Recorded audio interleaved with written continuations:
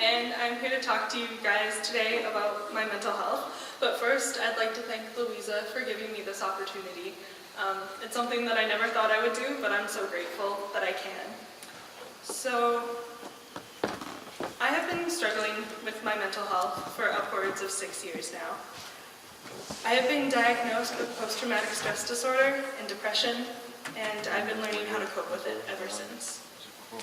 The first time I cut myself, I was 12 years old. That was 5 years ago, and I haven't cut in almost 2 years.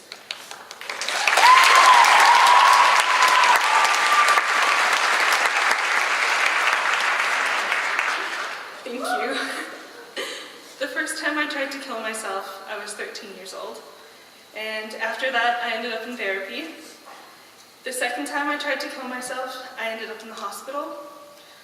I remember I just despised myself. I couldn't even say the words, "I am a good person," out loud. I would feel physically ill even thinking that, because I was so convinced that I was some ugly, horrible monster. And I couldn't take it anymore. When I'm depressed, I dissociate, which basically means that I don't feel like I'm in my body. It's like I'm watching my life happen before me, like it's some kind of bad movie.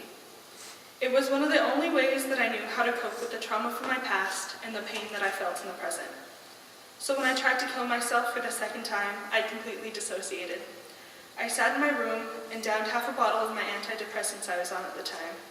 The only reason I didn't take more is because my mom walked in on me. And I'll never forget the look on her face. As soon as she walked in, I came back into my body and I realized what I was doing. And I just started bawling my eyes out because I didn't actually want to die. I just had no other way to cope with the pain that I was feeling. My mom drove me to the hospital, and I was lucky enough that I hadn't done any serious harm to my body. That was 3 years ago as of January, and I can honestly say that I'm doing so much better. I have been in therapy for 4 years now, and it has been one of the most challenging but rewarding things that I have ever done.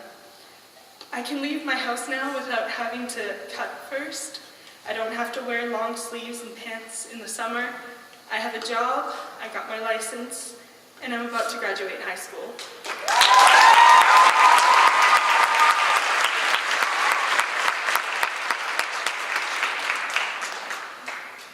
When I was 12, I never thought that I would be capable of doing any of those things. Because when I was 12, I was convinced that I was going to be dead before I got the chance. If you are scared to get help, or to open up about how you're feeling, I understand. When I was 11, I told my parents that I wanted to die. They were concerned, so they took me to my doctor. My doctor told me that I would be fine, and it was just a hormonal teenager thing.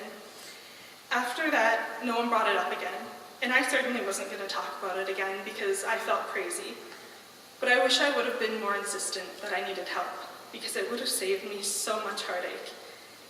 If you have ever had an experience like this, I am so sorry, because I know how soul-crushing it can be. But don't let anyone tell you that you have not suffered enough. You don't have to be actively harming yourself or actively suicidal in order to qualify for help. If you are feeling at all sad or depressed or anxious or whatever the case may be, that is enough. And there is always someone that you can talk to. You can talk to a friend, a parent, a relative, your guidance counselor. There are online resources and phone numbers that you can call if you don't want to speak in person as well. However, on the other hand, if you don't want to get better, I understand that as well. I was perfectly content to cut myself every day and be horribly depressed, and sometimes I still miss it. And that's because it became comfortable. I had labeled myself as depressed, and if I lost that, I was scared I wouldn't know who I was. Because my life revolved around my mental illnesses. I would go to school, and all I could think about was killing myself. I would come home, and all I could think about was killing myself, and I would cut myself, and I would go online, and I would look at pictures of other people who had self-harmed or were sad, and I would watch movies about depression, and that's all I did. And I was so scared. I was so scared of myself, and I was so scared of everyone else around me, because everyone I looked at, I just saw my abuser's face. It became a crutch for me. a way of protecting myself from the world. If someone was mean to me, I would fall back on, well, I already hate myself, and there's nothing that you can say to me that I already don't believe about myself. It was a self-defense mechanism, and I didn't want to lose that.